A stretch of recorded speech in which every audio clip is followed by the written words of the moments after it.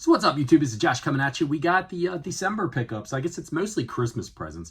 A few little things that I picked up along the way. Shouldn't take too long to get through. Stay tuned.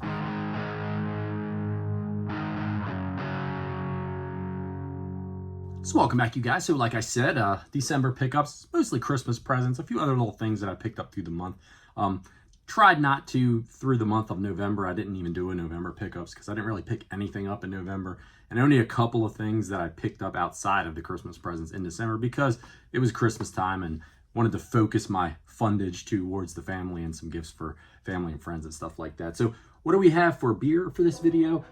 This one's different. This is not a local beer at all. This is an import. This one was a Christmas present that my sister-in-law gave me, so I figured I would show it off as one of the Christmas pickups. This is a Hell's Lager that comes to us from Weihenstephaner. I'm probably fucking that one up big time. They're brewed in Bavaria, Germany, and it says it's the world's oldest brewery since 1040. This one comes in at 4.8%. This is a pint, and as I said, brewed by Weihenstephaner. Yeah, man, I really fucking that one up. Let's see what it tastes like though. Smells crisp and clean. I like a good Hell's Lager.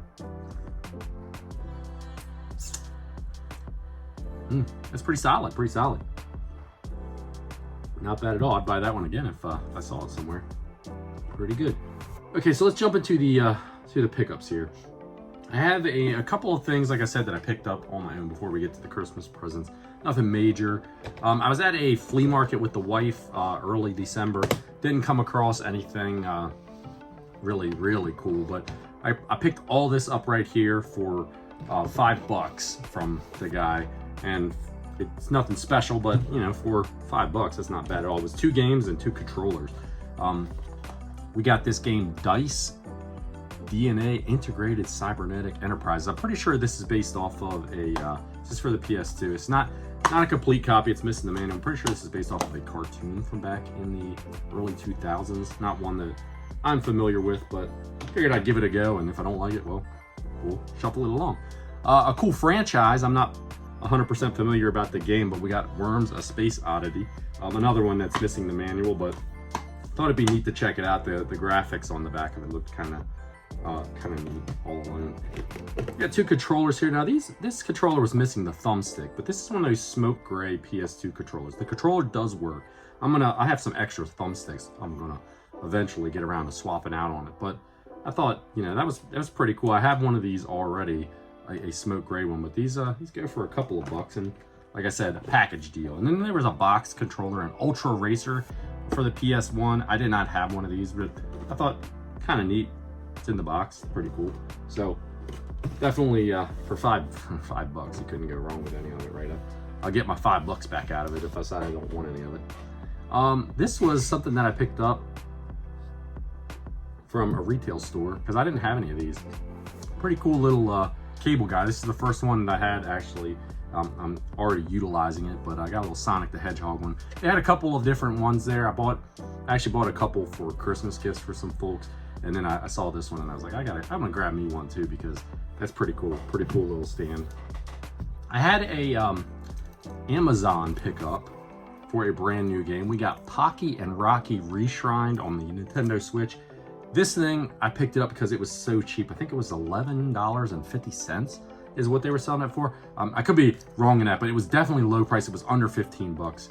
I'm pretty sure it was like 11 something because I picked up two gifts for my son, 2 Switch games that were on sale, and the total price of them was like $42 for all 3 games. I'm pretty sure this one was only 11 something.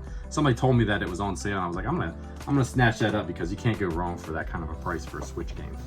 I picked these up off of eBay. It's a stack of the Camerica unlicensed NES games. Now, I only needed 1 game out of the bunch. We have Quattro Adventure, we have Quattro Sports, we have Micro Machines, which was well worth it for the price that I paid for this. I only paid $55 on eBay for this whole lot of games. The Ultimate Stuntman, MiG-29, Firehawk, and then the one that I needed out of the bunch was Big Nose the Caveman.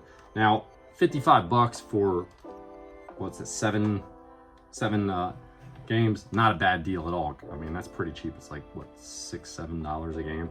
I needed this one for the collection, so really excited to add that. And then I figured for the rest of them, I'd get my money back out of them probably pretty easy. I could probably film right back on eBay and get my money back out of them. But Micro Machines is like a $25-30 game all on its own. So, and all the other ones I'm sure I can get $5 or $6 for.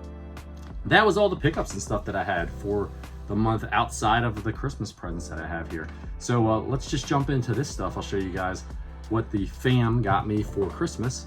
I needed a new calendar for the game room. I had a Mario one for this year. My wife was like, she said, I couldn't find a Mario one this year, but I got you beer through the year. So that's definitely right up our alley for the game room anyhow. So that's awesome. We got this cool Super Mario Bros. Light. I'll throw some B-roll of it so you can see what it looks like when it's lit up. But it's one of the battery-operated Paladone lights that I've got a few of them around the game room. I try not to keep batteries and everything unless I'm going to use them for a little while. I know it's kind of a hassle, like pulling them in and out. I'm not sure if this one plugs in. Yeah, this one plugs in as well. So you can plug them in if you have a way to do that. Which I have like an Xbox one, a PlayStation one. I think I have another a Pac-Man one, something of that nature. But very cool to get that Mario light. She got me a couple of really killer cool books. Now, this one I didn't ask for. I actually asked for the Nintendo one, but she got me the Super Nintendo, the Ultimate Nintendo Guide to the Super Nintendo Library. But it is an awesome book. It has so many different, it has every game for the system in it, but just the little snippets, the reviews, the rarities, and just different things about it. I found myself really digging this one already for the last few days, going through it and looking up games that I have and games that I want and seeing kind of what they review at. But a really cool book. I'm gonna have to track down a copy of the NES library because that one's a little more near and dear to my heart. But man, what a killer book. Another really cool book that I asked for that she got me was Go Straight. Now this is the ultimate guide to beat 'em ups. This has pretty much side-scrolling beat 'em ups out the ass in here. Combat Tribes, that's a really cool game. Just pretty much all kinds of games that you've heard of and probably haven't heard of, and I just thought really righteously cool. Splatterhouse, I mean, just beautiful. Silent Dragon, Guardians of the Hood, Undercover Cops. I mean, there's probably stuff in here for tons of different systems that I've never even played, but very awesome book. That was one that I saw a couple years, probably like 2 years back now, and I've been wanting to get around to getting to it, and I just threw it on my Christmas list, and I got lucky and she got it for me. So the games that they got me though, some awesome games as well.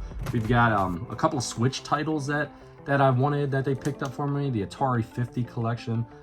This one I've already opened up and been messing around with, playing a little bit of the reimagined games that are on there and doing a little bit of the reading about the history of Atari that goes in. There's like it's almost like a whole little museum in there that you can go through the Atari through the years and check. A lot of you probably already familiar with it, but I'd seen some people playing the different collections on there, and I just thought it was neat. So we got a copy of Cruisin' Blast. Very cool to get this one.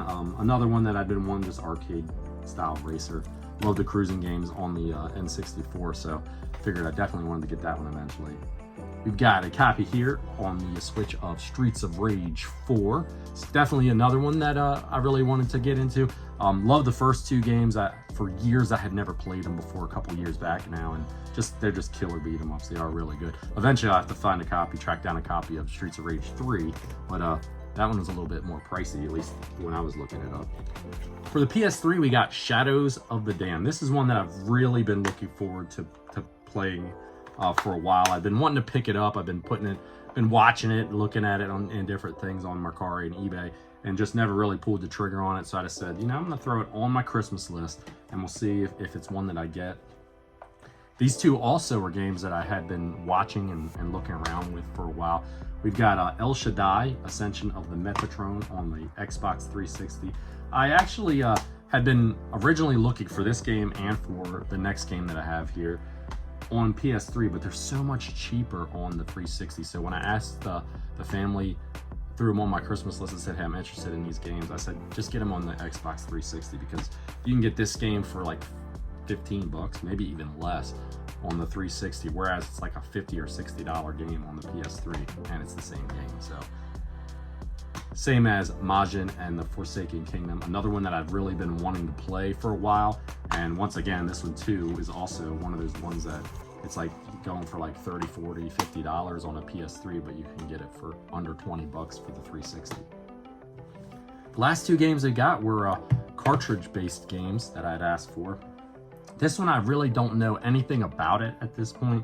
It was one that I saw someone talking about. This is Buck Rogers' Countdown to Doomsday on the Sega Genesis. Complete little copy here, at least I'm pretty sure it's complete. I don't know if it came with anything more than a manual or not. Maybe it did, but check this manual out. I mean, this is absolutely ridiculous. Look how thick this manual is. This is not even a manual, it's like a book. I saw Jay from Square Pegs and G to the Next Level back at Southeast Game Exchange in July. They were talking about RPGs on the Sega Genesis, and this was one of them that they had mentioned, and it just stuck in my head. It's just like, man, it looked like kind of like a neat little game. I'm pretty sure this is a strategy RPG, I think. I could be wrong on that. If I am, you know, hey, call me out on it, but it just looked like a neat game. It's definitely one that I'm definitely going to be hopping into here in the new year. The final game we got was a NES game to add to the library, one that I've been wanting to track down for a little bit. We got Batman Return of the Joker.